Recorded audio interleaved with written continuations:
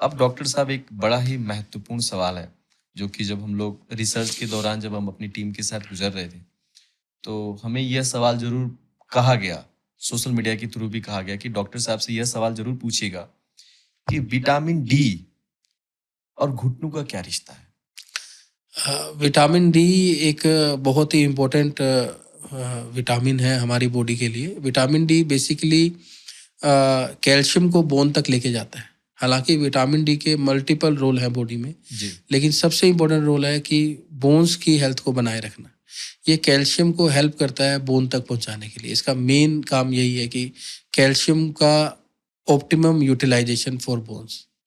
यदि vitamin D कम रहता है, लॉन्ग स्टैंडिंग में यदि कम रहता है, तो क्या होता है कि कैल्शियम बॉडी तक, कैल्शियम जो है वो बोन्स तक नहीं पहुंच पाता है, ब्लड में कैल्शियम कम होने लग जाता है।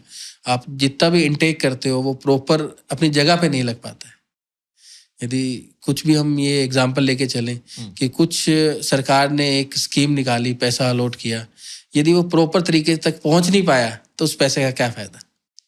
तो विटामिन डी बहुत इंपॉर्टेंट रोल रखता है कैल्शियम मेटाबॉलिज्म की। कैल्शियम को कहाँ अच्छी जगह पे लगाना है जी। तो विटामिन डी की जैसे जैसे कमी रहती है तो क्या होता है कि बोन्स वैसे वैसे वीक होती जाती है और पेन स्टार्ट हो जाता है। उनमें पेन आने का जो सबसे बड़ा रीज़न है आज के टाइम में, वो विटामिन डी की कमी है। क्योंकि हम सब इंडोर वर्किंग स्टार्ट कर दिए है, हम धूप में नहीं जाते। विटामिन डी हालांकि सबसे ज़्यादा पहले धूप से ही मिलता था। धूप जब हमारे स्किन को टच करती है तो रिएक्शंस होते हैं, तो उससे विटामिन डी बनता था। लेकिन क्या होता है कि एनवायरनमेंट चेंज हो गया। पहले एनवायरनमेंट अलग था, लोग बाहर खेलते थे, पहले धूप भी अच्छी होती थी, ओजोन लेयर भी बहुत अच्छी थी, तो विटामिन डी खूब मिलता रहता था।